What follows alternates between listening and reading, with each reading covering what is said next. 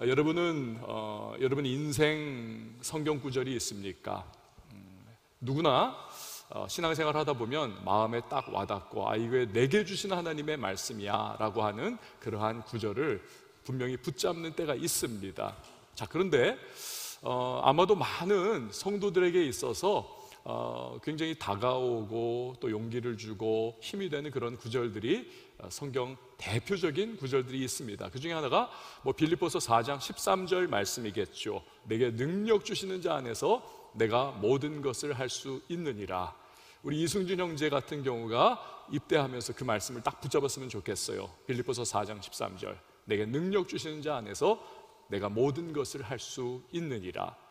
기도를 해야 하는데 기도가 이제 점점 지쳐가고 또 기도의 줄을 그냥 놓고 싶은 그러한 상황이 됐을 때 붙잡을 말씀이 있습니다. 예레미야 33장 3절 말씀이지요. 너는 내게 부르짖으라 내가 내게 응답하겠고 네가 알지 못하는 크고 은밀한 일을 내게 보이리라. 특별히 여러분, 우리가 지금 40일 특별 기도회를 하면서 금요일마다 강사 목사님을 모셔서 말씀 듣고 막 부르짖어 기도하는 시간을 갖지 않습니까?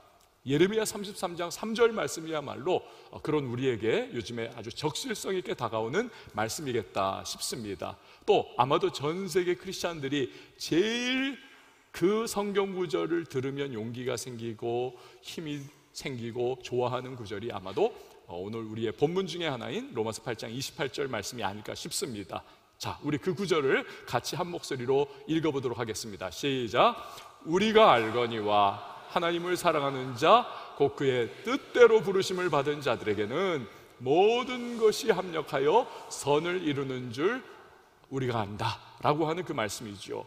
여러분, 이러한 구절들이 정말 우리에게 주는 위로가 있고요, 힘이 있습니다. 저는 어렸을 때 어머니가 십자수를 이렇게 뜨는 것을 본 적이 있습니다.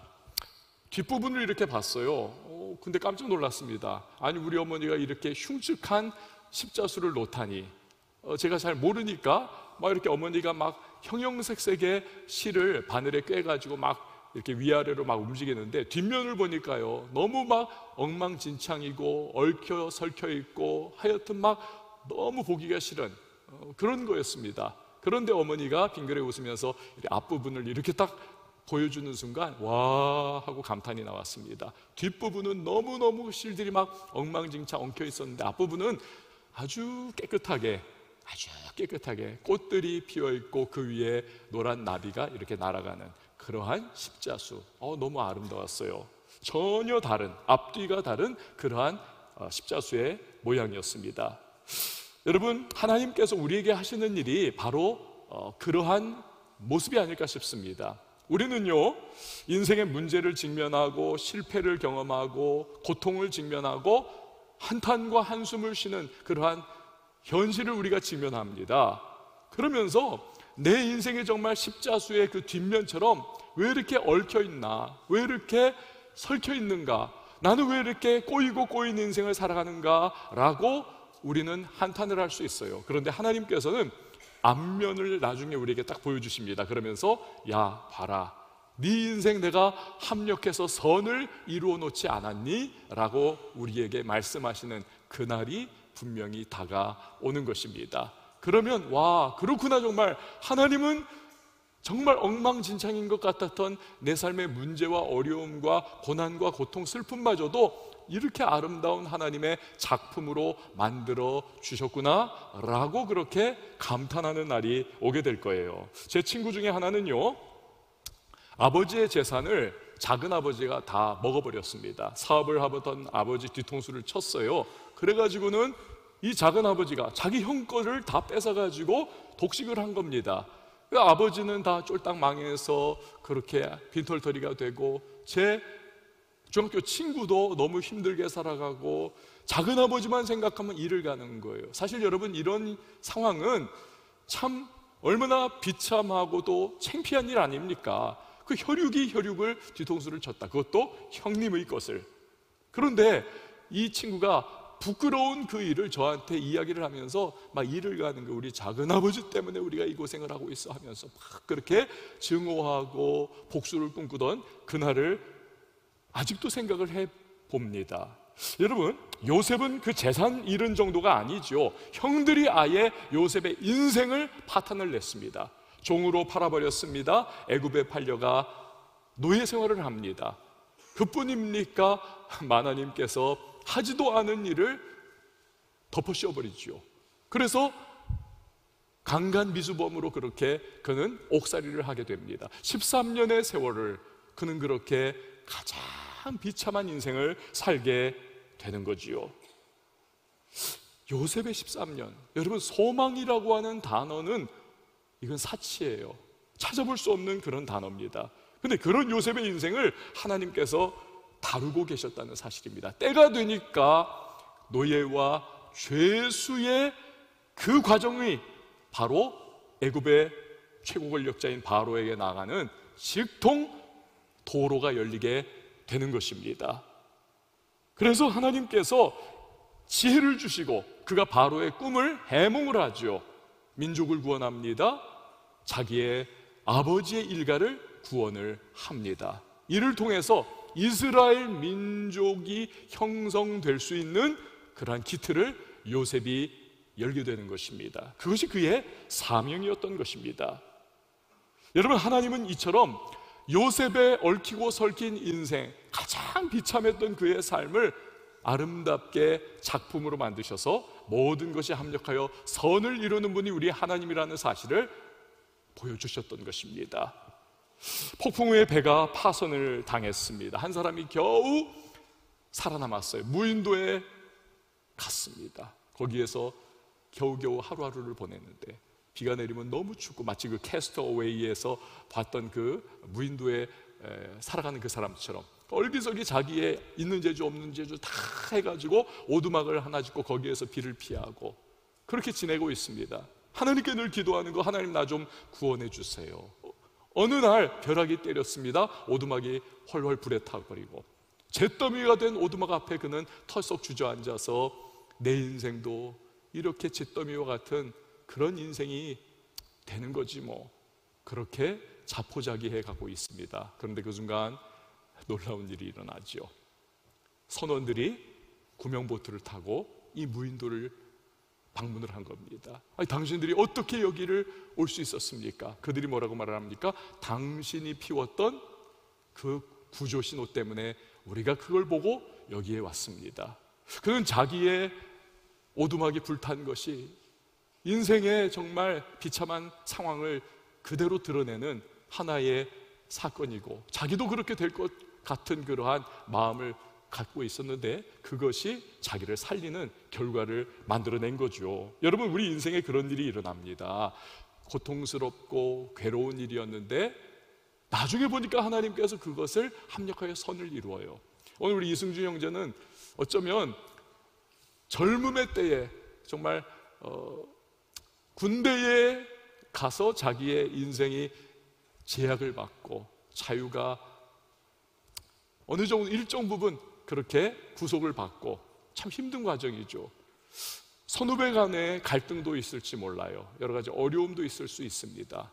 그러나 한탄만 할 게 아니에요. 아까 우리가 함께 기도했듯이 하나님은 그것을 통해서 우리 승준 형제의 인격을 다듬을 것이고 또 사람과 어떻게 대할 것이냐를 훈련시켜 주실 것이고, 무엇보다도 하나님과 어려움의 순간, 전부 다 크리스찬들이 있는 이 교회가 아니라 정말 불신자들이 내 내무반에서 함께 드글드글 생활하는 그곳에서 여러 가지 유혹과 시험과 갈등과 공격도 들어올 수 있는 그곳에서 내가 어떻게 예배의 자로서의 믿음을 지켜나가고 어떻게 하나님과 동행해 나가고 어떻게 유혹과 시험을 이겨내는 훈련을 할 것인가. 나중에 그래서 그것을 잘 겪고 나가 보면 우리 이승준 형제는 정말 하나님 보시기에도 그렇고 우리 보기에도 멋진 믿음의 사람으로 우뚝 서는 그날이 반드시 다가오게 될 겁니다.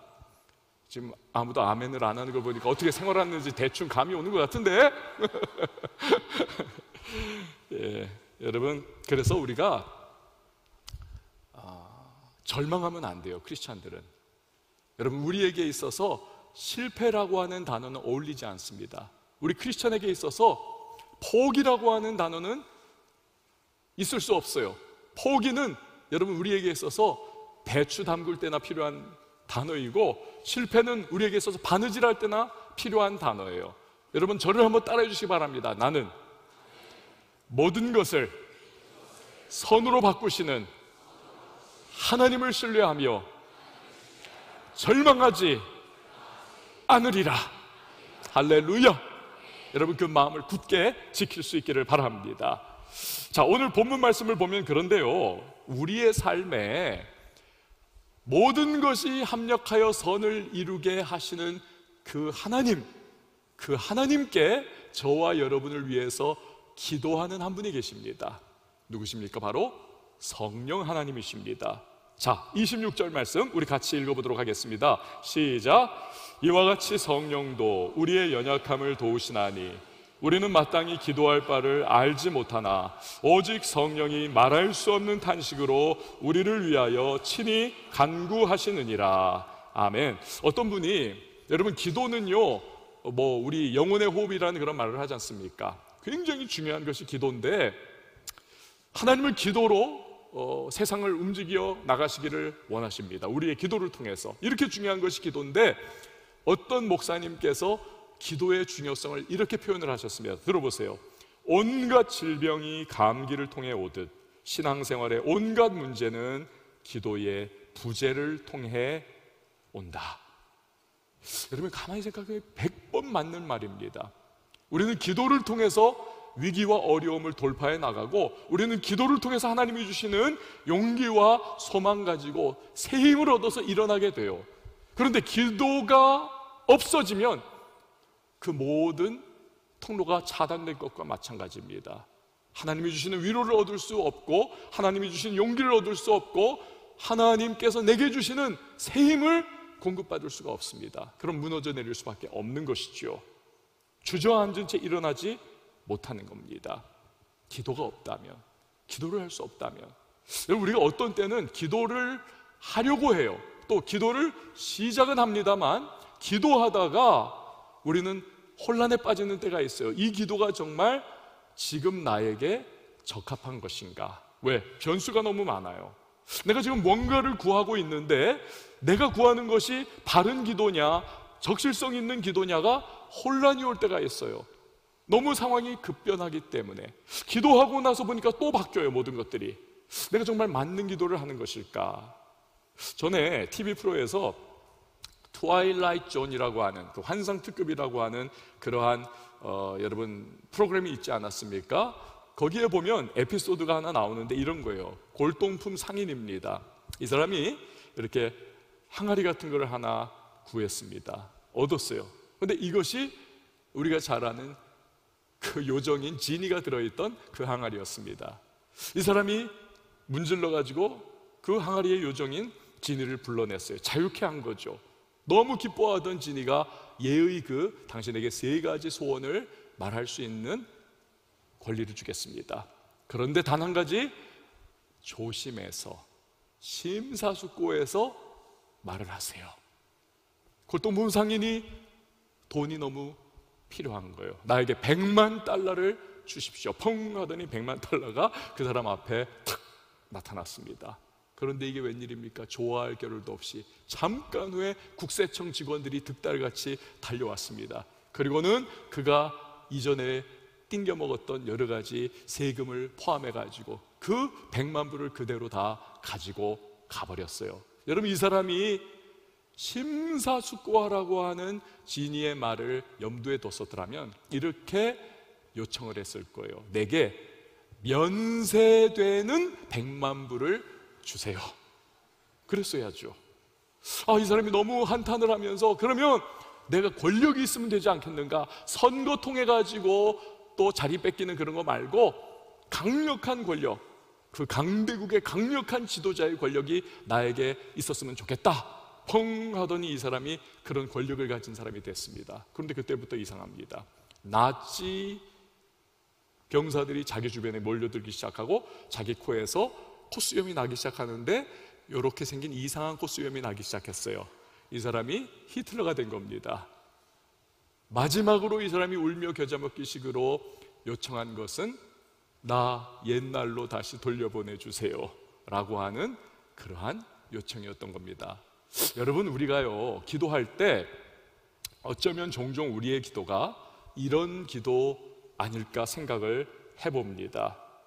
그때는 그게 맞다라고 생각해가지고 그 기도를 막 하나님 앞에 했어요. 막 그거 해주세요, 이거 해주세요, 이거 나한테 필요합니다 막 했는데, 조금 시간이 지나고 나가 보니까 그 기도가 영 결이 맞지 않는 거였어요.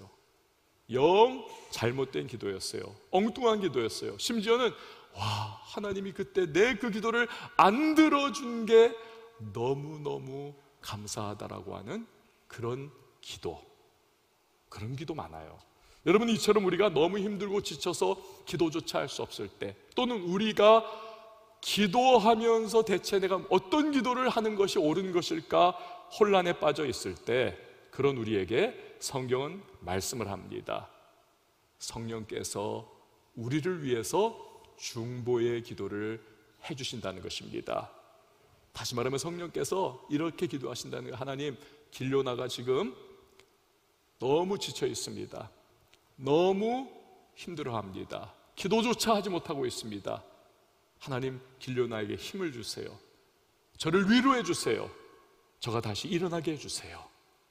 또는 성령께서 이렇게 기도하신다는 거예요. 하나님, 길료나가 지금 기도를 드리고 있는데 그 기도는 훗날 그에게 오히려 해가 되는 그러한 기도입니다.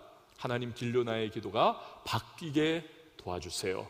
하나님, 이러이러하게 응답해 주시고 그의 삶을 바르게 인도해 주세요. 그러니까 성령께서 이렇게 우리를 위해서 중보의 기도를 하신다는 거예요.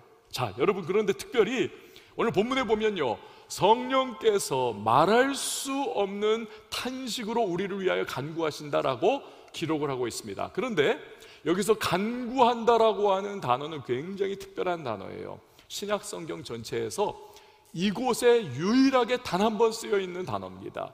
이 간구한다. 자, 그렇다면 굉장히 특별하고도 아주 특징적인 의미를 가지고 있다는 거잖아요. 무슨 뜻일까요?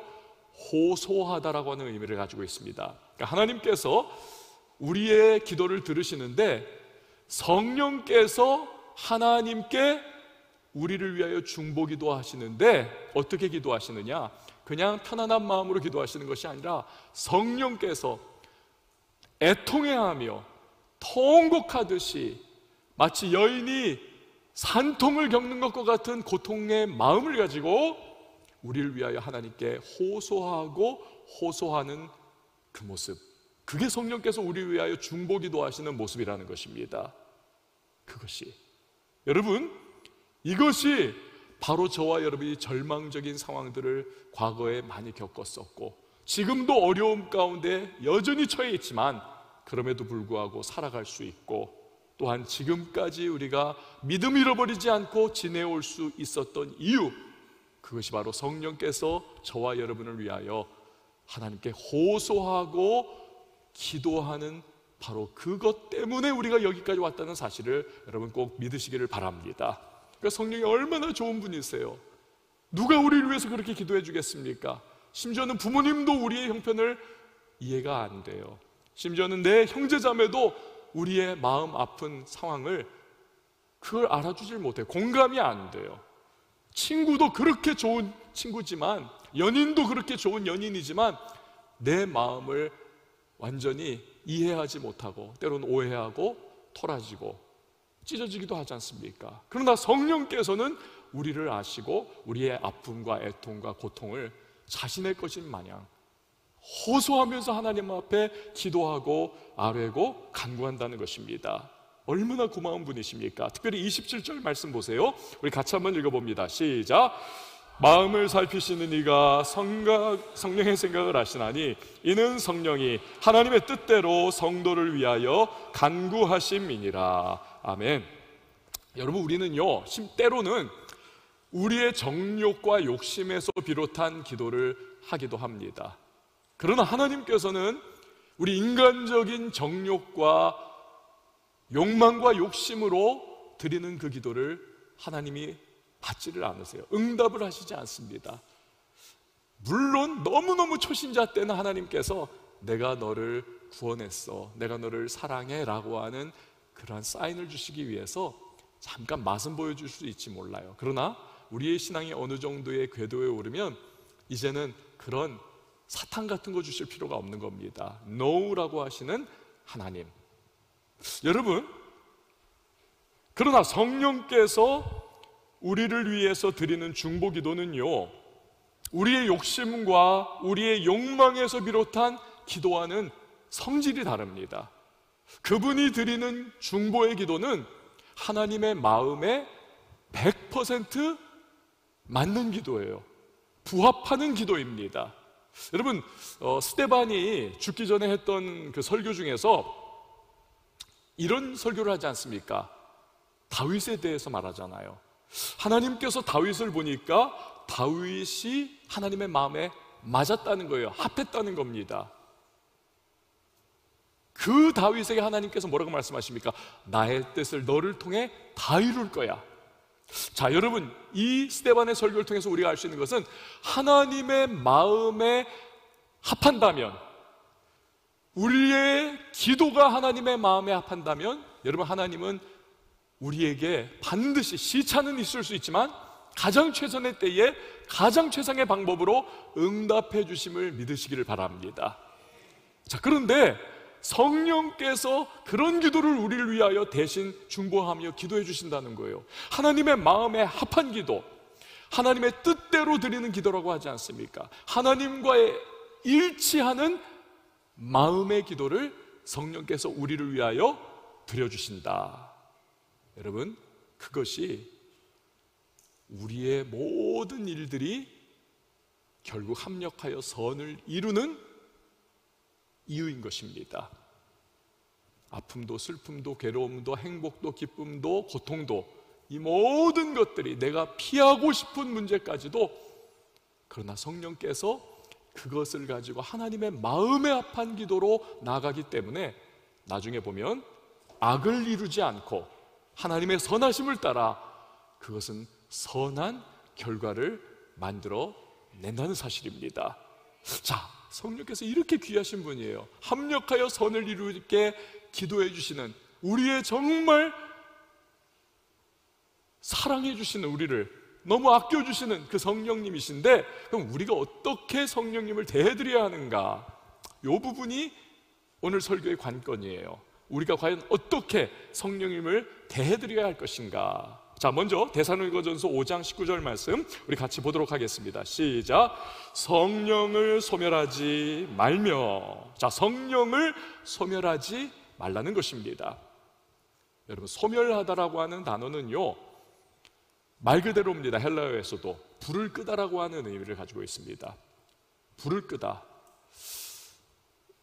불을 끄다. 그러니까 성령께서 무언가 우리 안에서 또 우리의 주변에서 그의 능력을 드러내시고 그의 뜨거운 역사, 무언가 성령께서만 하실 수 있는 그러한 일들을 해 나가시고자 하실 때에 우리가 그 성령님의 불, 성령님의 역사, 성령님의 능력, 이것을 제한해 버릴 수 있다는 겁니다. 대단한 거 아닙니까?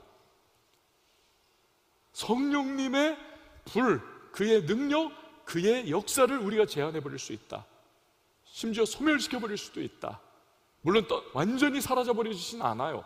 그러나 그의 나타나심과 역사가 너무너무 위축될 수 있다는 거예요. 어떨 때? 우리가 범죄할 때, 우리가 죄를 범할 때. 여러분, 성령은 거룩하신 영이십니다. 죄와는 결코 동행하실 수 없습니다. 하나님은 그것을요 40년 이스라엘 광야 생활을 통해서 실물 교훈을 해주셨어요. 여러분, 오늘 우리 청년들 중에서, 자매들 중에서 이제 뭐 하이힐 신고 왔던 온 그러한 우리 자매들도 여기 뭐 있을지 몰라요. 여러분, 하이힐의 유래가 어디서 비롯됐는지 아십니까?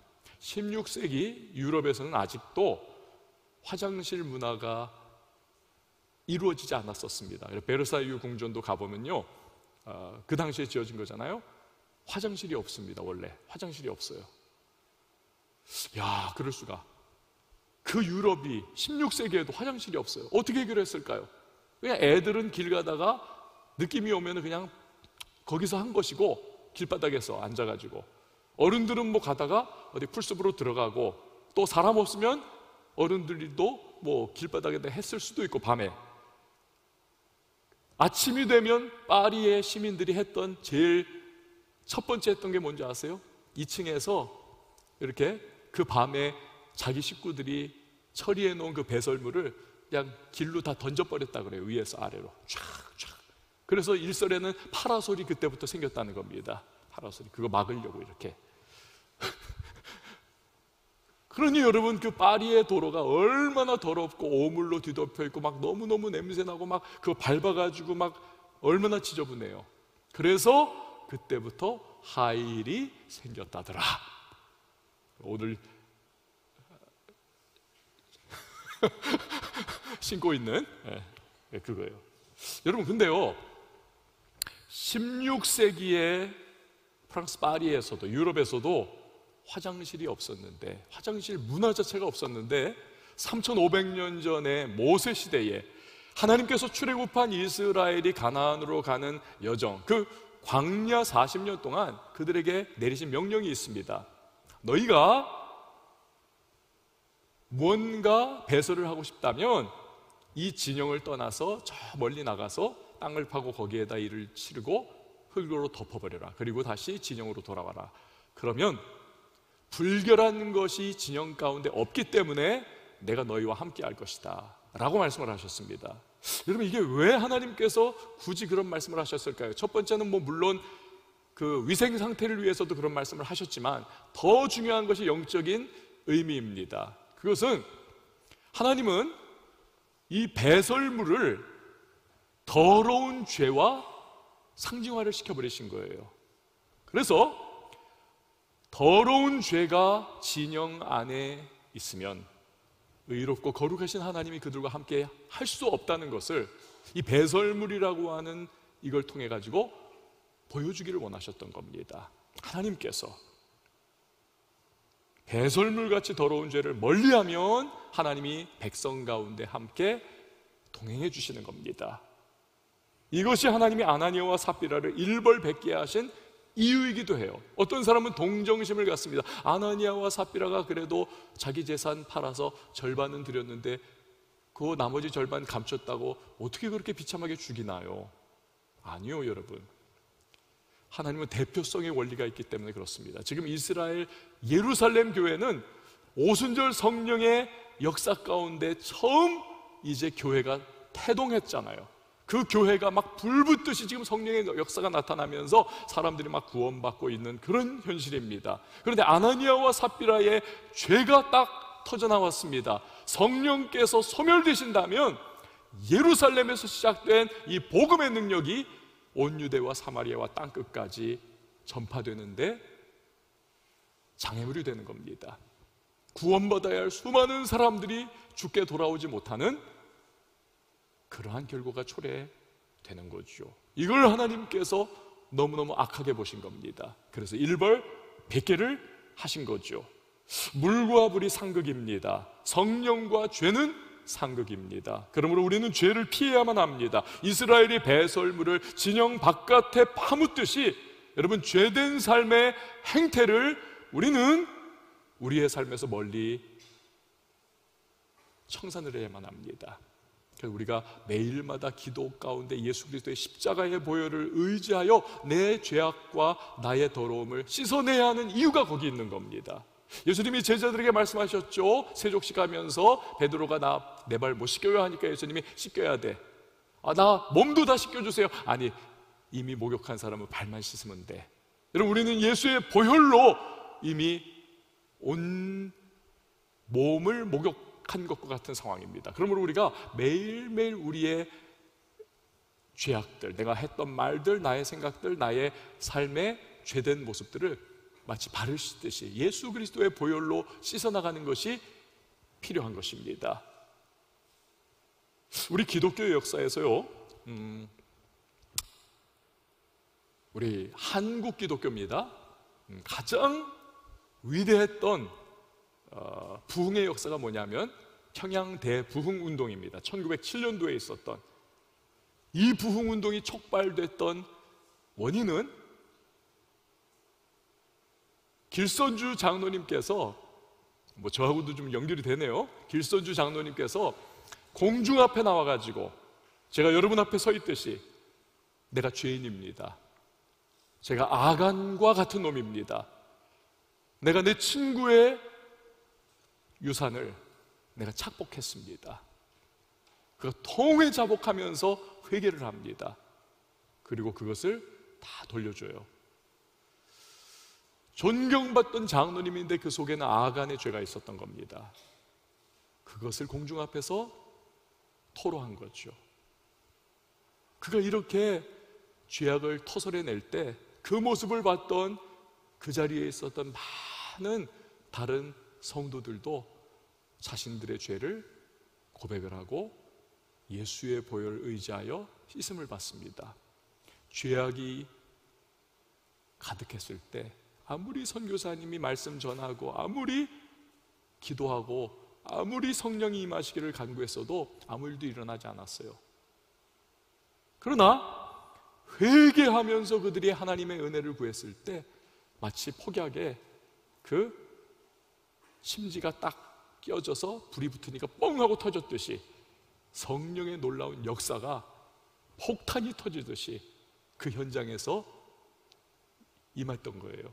그러면 그 자리가 완전히 불바다가 되고 그 성령의 불이 온 평양 도성을 덮고 이것이 전국으로 확산하게 되었던 것입니다.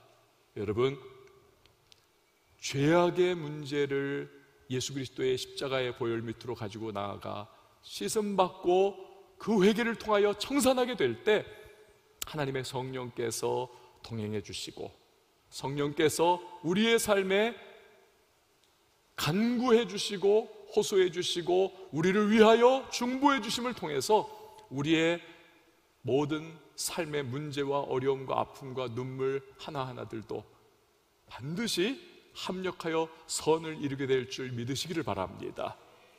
좋으신 성령께서 역사해 주세요. 자, 우리가 또 성령님을 어떻게 대해드려야 하는가? 저를 한번 따라해 주시기 바랍니다. 성령님과 날마다 동행하자. 성령님과 날마다 동행해야 하겠습니다. 어떤 분은요, 이 성령님을 어떤 에너지, 이 스타워즈에 나오는 것처럼 뭐 포스 막 이런 것처럼 그렇게 생각하시는 분들이 있어요. 그거 아닙니다. 여러분, 성령님은 하나님이세요. 성령님을 어떤 분은 하나님의 하위 존재로 생각하는 분들이 있어요. 느낌을 그렇게 가져요. 하나님께서 뭔가 지시하면 그것을 그냥 수행하는 어떤 뭐 심부름꾼 같은 그런 느낌으로 성령님을 생각하는 분들이 있습니다. 그렇지 않습니다. 여러분, 삼위일체 하나님이세요. 성령께서는 하나님이십니다. 그분은 인격적인 하나님이세요. 천지만물을 성령께서 창조하셨고 성령님은 예수님의 영이십니다. 그래서 예수님께서 말씀하셨습니다. 내가 가면, 내가 승천하면 이 땅에 또 다른 보혜사를 보내주겠다. 또 다른 보혜사를. 여러분, 보혜사는 우리 곁에서 보호해 주시고 은혜를 베풀어 주시고 가르쳐 주시고 상담해 주시고 위로해 주시고 도와주시고 인도해 주시는 스승이라고 하는 의미를 가지고 있습니다. 보혜사, 그 역할을 예수님이 보내주시는 성령님께서 하시겠다는 거예요. 자, 그런데 또 다른 보혜사를 보내주시겠다, 이 부분이 중요합니다. 또 다른 보혜사, 또 다른 보혜사. 헬라어에 보면 다르다라고 하는 의미를 가진 단어가 두 가지가 있습니다. 하나는 헤테로스라고 하는 단어예요. 헤테로스. 다른 하나는 알로스라고 하는 단어입니다. 자, 헤테로스라고 하는 단어는요, 모양과 성질이 다 다른 것을 의미할 때 쓰는 단어예요. 예를 들어서 물과 불을 의미할 때 이건 완전히 다르잖아요. 성질도 모양도 달라요. 그러나 알로스라고 하는 단어는 모양은 다를 수 있어요. 그러나 근본 성질은 같은 걸 의미할 때 알로스라고 하는 단어를 사용하랍니다. 이건 물과 얼음의 관계와 같습니다. 자, 그런데 예수님께서 또 다른 보혜사를 내가 너희에게 보내줄 거야 라고 하셨을 때 그 다르다라고 하는 단어는 알로스라고 하는 단어를 쓰셨습니다. 자, 그러니까 뭡니까? 예수님이 이 땅에 육신을 입고 오셨습니다. 제자들과 함께 밥 먹고 주무시고 함께 피로를 느끼시고 함께 웃고 떠들고, 그러나 예수님께서는 그러면서 복음 전하시고 귀신 쫓아내시고 치유를 행하시고 하나님의 나라를 확장시켜 드러내 보이셔 주셨지 않습니까? 그 예수님이 승천하셨어요. 보내주시는 성령님은 영으로 임하시기 때문에 육신을 가지고 있는 예수님과는 모양이 다르십니다. 그러나 성질은 같으세요. 삼위일체 하나님으로서 모양은 다르시지만 성령께서는 예수님이 하셨던 것들을 그대로 하세요. 그래서 성령께서 역사하시면 복음이 증거가 되고 귀신이 쫓겨나가고 구원의 역사가 나타나고 하나님의 나라가 확장되고 복음이 힘있게 증거되는 것입니다. 이러한 성령님을 예수님께서 알로스, 다른 보혜사로 보내주신 것입니다. 자, 여러분, 왜 이야기를 드렸냐? 예수님과 성령님은 하나시라는 거죠. 삼위일체 하나님. 예수님이 인격적인 하나님이신 것처럼 그렇게 성령께서도 인격적인 하나님이십니다. 예수님을 우리가 만나면 어떻게 될까요? 예수님 감사해요 하면서 대화하고 예수님하고 함께 시간을 보내겠죠. 여러분, 성령님도 마찬가지 인격적 하나님이시기 때문에 우리는 성령님과 대화하고 그분과 시간을 보내고 그분을 존중하고 그분을 높여드리고 내 삶에 모셔드리고 그분을 인정해드리고 또 내 일터와 가정과 나의 학업의 현장과 인간관계와 나의 삶에 그분을 모셔드려야 한다는 것입니다. 구약시대는 성부 하나님께서 전면에 나셔서 일하셨죠. 신약시대는 성자 예수님께서 전면에 나서서 일하셨습니다. 그러나 오순절 성령의 강림과 함께 시작된 교회 시대는 여러분, 성령께서 이제 전면에 나서서 역사를 하고 계시는 겁니다. 저와 여러분들 그리고 우리 교회 안에서 주도적으로.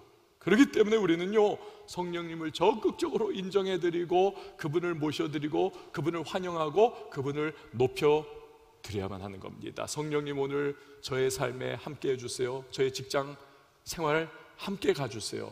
오늘 제가 친구들 만납니다. 그 자리에 함께 해주시고, 성령님, 오늘 제가 말하고 행동하고 생각하는 이 하루의 생활 동안 성령님 저와 동행해 주세요. 죄와 마귀를 대적할 힘을 주세요. 말씀을 기억나게 해주셔서 유혹과 시험이 다가올 때 제가 말씀으로 승리할 수 있도록 하나님 성령께서 은혜를 베풀어 주시옵소서. 여러분, 우리는 성령께 의탁하고 요구해야만 하는 것입니다. 기도해야 돼요. 여러분, 인격을 지닌 존재의 특징이 뭡니까? 존중받기를 원하고 사랑받기를 원하는 것 아닙니까? 그렇죠? 그게 저와 여러분, 우리 인격체들의 특징이에요.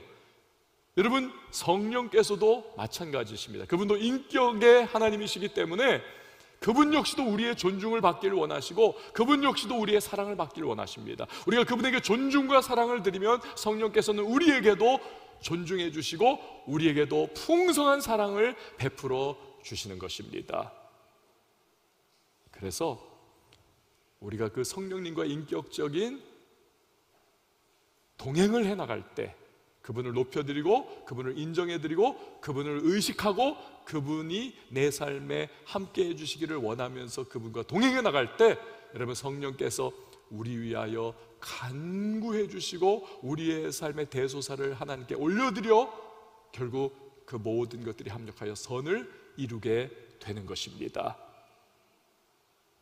자, 끝으로 이런 성령님을 우리가 모시고 살아가기 때문에 우리는요, 감사와 담대함으로 살아가야만 하겠습니다. 당연하죠, 여러분. 우린 부족합니다. 기도도 아예 놔버릴 때도 있고 기도한다 할지라도 방향을 도대체 어떻게 잡아야 할지 모를 때가 우리는 많습니다. 그런데 이런 우리를 위해서 애통해 하시면서 간구하고 호소해 주셔서 우리로 하여금 모든 것이 합력하여 선을 이루게 하시는 그러한 좋으신 성령님이 나와 함께 하시니 여러분, 우리가 감사하지 않을 수가 있겠습니까? 우리가 두려워할 필요가 없어요. 성령께서 나와 함께 하시기 때문에, 나를 인도해 주시기 때문에, 내 삶을 이끌어 주시기 때문에 우리는 두려워할 필요가 없는 겁니다. 담대하게 살아가야 해요. 이런 성령님이 계시는데 우리가 늘 불안해하고 늘 걱정하고 늘 두근두근해한다. 여러분, 그것은 불신앙입니다. 난 소심해서 그래요. 아니요, 성격과 달라요. 내 안에 성령께서 동행하신다는 것에 대한 확신, 믿음, 이것이 없기 때문에 그렇습니다. 성령께서 나와 동행하신다는 사실, 여러분 그것을 인정하세요. 그리고 성령님을 환영하세요. 여러분의 삶에 모셔드리세요. 그분과 자꾸 시간을 보내려고, 그분을 자꾸 의식하시고 그분께 여러분의 마음을 자꾸 기도 가운데 드리세요. 성령님, 제가 이런 마음을 갖고 있는데 지금 너무 힘들어요. 제 마음을 좀 위로해 주세요. 제 마음에 충만히 임해 주셔서 저를 새롭게 해주세요. 자꾸 죄의 유혹이 다가와요. 성령께서 제 마음을 말씀으로 빚어주세요. 정결하게 해주세요. 저를 도와주세요. 자꾸 여러분 성령님을 의탁하시고 자꾸 환영하시고 모셔드리고 자꾸 성령님과의 인격적인 시간을 보내려고 자꾸 여러분 노력을 하세요. 그분께 감사하십시오. 날마다 동행하세요. 그럴 때 말할 수 없는 탄식으로 우리 위하여 간구해 주시는 성령으로 말미암아 저와 여러분의 삶 속에 어떤 일이 다가온다 할지라도 여러분, 실패마저도 하나님은 합력하여서 반드시 주의 때에 주의 방법으로 선을 이루어 주실 것입니다. 이러한 은혜가 저와 여러분에게 함께 하실 수 있기를 축복합니다. 우리 시간에 다 같이 일어나서 함께 찬양하도록 하겠습니다. 오늘부터 우리가 새로운 찬양 같이 하죠. 우리 표대를 향하여 함께 찬양하도록 하겠습니다.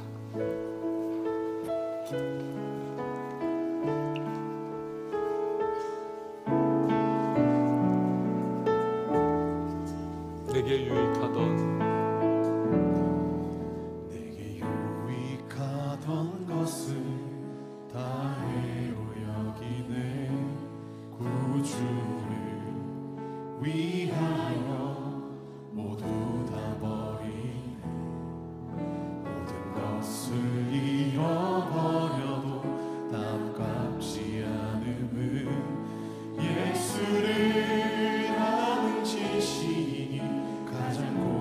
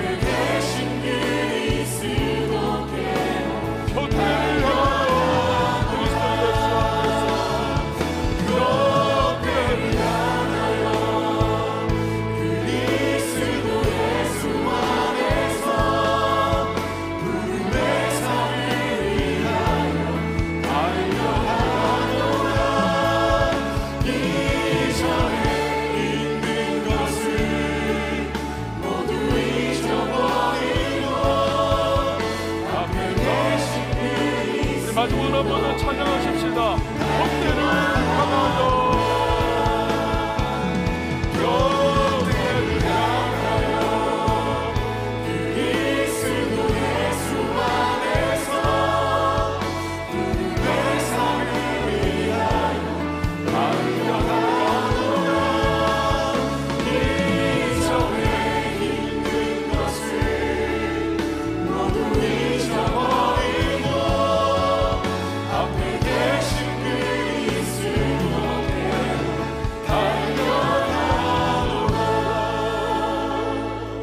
이 시간에 우리 함께 기도하실 때에 하나님께서는 모든 것을 합하여 선을 이루어 주십니다.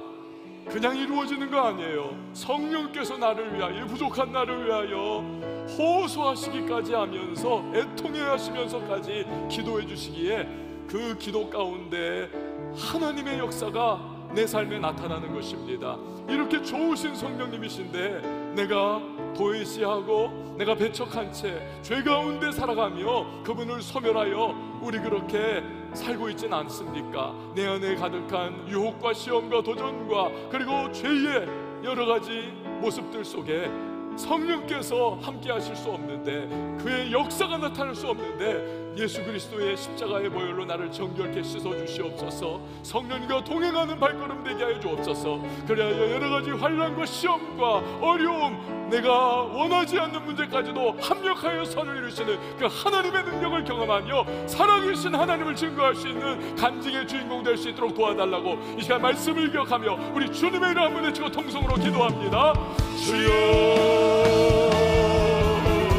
하나님 아버지 은혜를 베풀어 주시옵소서. 아버지 하나님의 우리 가운데 말씀을 통하여서 하나님 모든 거 합력하여 선을 이루시니까 하나님 앞에 기도하고 우리를 위하여 호소하고 애통의 마음으로 간구하시는 성령의 그 불능이 있다는 사실을 하나님 배웠습니다. 이렇게 좋으신 성령님, 나를 살리시는 성령님, 나와 동행하시며 인격적 권위를 나누시고 내 삶을 이끌어가시기를 원하시는 하나님의 성령님을 우리가 마음 아프게 하지 않게 하시옵소서. 하나님 아버지의 마음 깊은 곳에 남천적인 죄가 있다면 예수의 십자가를 위하여 회개하며 정결하게 누라이 없어서 주님의 성령님과 날마다 동행하게 하시고 성령을 모셔드리고 인정하고 의지하며 성령의 부르심을 받아 나갈 수 있는 우리 하나님의 사람들이 되게 하여 주시옵소서. 하나님, 나에게 다가온 여러 가지 아픔과 시험과 고통과 눈물과 괴로움마저도 성령의 그 불기둥 속에 하나님마다 반드시 주의 때에 하나님의 역사로 모든 것이 합력하여 선을 이루게 해주실 줄 믿습니다. 주 하나님 아버지, 오늘 그러므로 내가 낙심하지 않게 하여 주옵소서. 절망하지 않게 해주시옵소서. 주여, 요셉의 삶을 기억할 수 있도록 도와주시고 하나님 아버지가 이 시대를 살아가면서 직면하는 예수 믿는 것 때문에 다가오는 어려움과 환난들, 또한 우리의 연약함과 부족함 가운데 내가 겪고 있는 문제들, 우리의 삶의 필연적으로 우리가 경험할 수밖에 없는 시험과 위기와 어려움들, 이 모든 것을 앞에서 선해주실 그 하나님 신뢰하며 믿는 자만 그렇게 나가게 하여 주시옵소서. 여러분, 다시 함께 기도하실 때에 우리 성령으로 정말 충만한 사람들 다 되어서 우리가 그리스도의 편지와 향기가 되어 내가 있는 일터의 현장, 또 우리의 삶의 자리, 가정과 인간관계 속에서 하나님의 높으심과 위대하심을 드러내며 또 복음이 나를 통하여 편만하게 흘러나갈 수 있는 하나님의 사람이 될 수 있도록 도와달라고 여러분 기도하십시다. 아울러서 우리가 이 공동체가 정말 성령 충만한 공동체, 우리 왕성교회 청년교회가 되어야만 하겠습니다. 우리가 맡고 있는 영혼들이 있고요, 우리가 변화시켜야 할 영혼들이 있고요, 이 도시가 우리가 복음 증거하기를 원하고 있는데 왜 내가 하나님의 도구가 되지 못하여서, 성령 충만하지 못하여서 그 사명 감당하지 못하는 건 아닐까요? 여러분, 이 시간에 우리가 또 이 공동체가 성령 충만하여 우리 하나님의 영광 드러내고 복음을 믿게 증거하는 우리 청년교회가 될 수 있도록, 또 각 부서도 그러한 은혜의 역사가 나타날 수 있도록 도와달라고 이 시간 우리 다 같이 주님의 이름 한번 외치고 기도합니다. 주여, 하나님 아버지, 우리에게 맡겨주신 위대한 복음의 사명, 그거 잘 감당하시기를 원합니다. 하나님 아버지, 도시가 하나님을 알아야겠습니다. 이 도시에 하나님의 영광이 우리마다 터질 것 같이 한방하게 하나님을 드러나야만 하겠습니다. 하나님, 기름 부어 주시옵소서. 성령의 불을 받게 주옵소서. 성령의 충만을 이렇게 주시옵소서. 돌파하기를 우리들이 되게 하여 주시옵소서. 나의 한계와 나의 성적과 나의 모든 성품들, 나의 하나님의 영의 한계를 뛰어넘어 우리 하나님의 손에 물들여 하나님 쓰임방에 우리 전지자 되시도록 주여 모아주시옵소서. 일터의 자리에서, 학업의 자리에서, 인간관계에서, 가정에서, 우리 거하신 삶의 자리에서 하나님 아버지 그리스도의 관계와 향기로 우리가 주의 쓰임받게 하여 주시옵소서. 앞에 가신 예수 그리스도를 따라 나가며 하나님 그의 모든 고난을 함께 지어주고 우리 나아가 예수의 영광의 세계 하나님 주의 백성들 함께 우리 쓰임받게 하여 주시옵소서. 이런 마지막으로 기도할 때 한 주간 앞에 있습니다. 우리 잘 준비하여서 여러 유혹 시험 다가올 때에 승리할 수 있도록 도와달라고 이 시간 기도하고요. 문제 있습니까? 그 문제가 변화되어 선이 이루어질 수 있도록 주님 역사해달라고 기도하시고, 우리 각 부서도 또 부흥과 성령의 은혜로 말미암아 힘있게 우리 각 부서들이 예배드리고 또 복음을 증거하고 우리 힘있게 양육의 일들을 감당해 나가는 우리 부서들이 될 수 있도록 도와달라고, 한 주간을 위해서 우리 부서들을 위해서 이 시간 나같이 주님의 이름 외치고 기도합니다. 주여 하나님 아버지 주시옵소서. 하나님을 향해서 우리를 하나님과 우리가 무엇을 지켜갈지 어떤 상황에 우리가 나아갈지 알고 못하고 그러나 반드시 신뢰하는 것은 감독하여 선을 이루시는 하나님의 사실 우리가 믿습니다. 성령께서 우리의 역사에 일어난 사실을 믿습니다. 주시고 부어주옵소서. 전능과 부어주옵소서. 감당하기 약속한 교회를 주옵소서. 하나님 아버지의 맡기신 하나님 삶의 모든 영역 속에서 하나님 예수의 사람들 남게 우리 살아가시도록 도와주시옵소서. 우리 주와대에 살아가지 않게 하시고 성령의 수고가 욕심에 우리 자신을 바라보지 않게 하시고 하나님 아버지의 주께서 임하시는 우리 거룩한 하나님의 사람들 새로운 사람같이 영롱하고 영롱하고 깨끗한 주의 사람들로 우리 그렇게 세워져 나갈 수 있도록 은혜를 베풀어 주옵소서. 예수의 십자가의 원리로 합니다. 각 세상과 우리의 아무날 가운데 하나님 역사하시게 하여 주시옵소서. 하나님 아버지, 오늘 이렇게 분주한 삶에 우리가 쉼표를 찍으면서 주님의 전에 나왔습니다. 우리가 많은 것들이 참 귀하고 좋지만 하나님을 예배하는 것이야말로 우리 인생의 최고의 가치임을 우리가 알고 믿기에 주님 앞에 나왔습니다. 우리 젊은이들의 예배를 하나님 기뻐 받으시는 줄 믿습니다. 앞에 있는 한 주간을 살아 나가야 할 우리의 젊은이들이 성령님과 동행하며 때를 따라 도우시는 은혜를 힘입게 하시고 모든 것 합력하여 선을 이루어 주시는 좋으신 하나님을 누릴 수 있는 복된 젊은이들이 되게 하여 주시옵소서. 유혹과 시험 가운데 우리 자신을 팔아넘기지 않게 하시고 우리가 거룩한 하나님의 사람들로 점점 세워져 나가게 하시며 예수 닮은 주의 백성들로 우리 그렇게 구비되게 하여 주시옵소서. 우리가 연약하여 넘어지고 시험 들고 죄 가운데 빠질 때에 성령이여 우리를 깨워주셔서 예수 그리스도의 십자가 앞에 나아가 다시 한번 정결케 되어 우리 하나님의 손에 붙들려 새롭게 쓰임받는 주의 백성들이 되게 하여 주시옵소서. 귀한 예물 하나님 앞에 봉헌합니다. 연락하여 주시고 하늘의 신령한 은혜와 땅의 기름진 복을 허락하여 주옵소서. 모든 필요를 채우시는 은혜의 하나님이심을 경험케 하여 주시옵소서.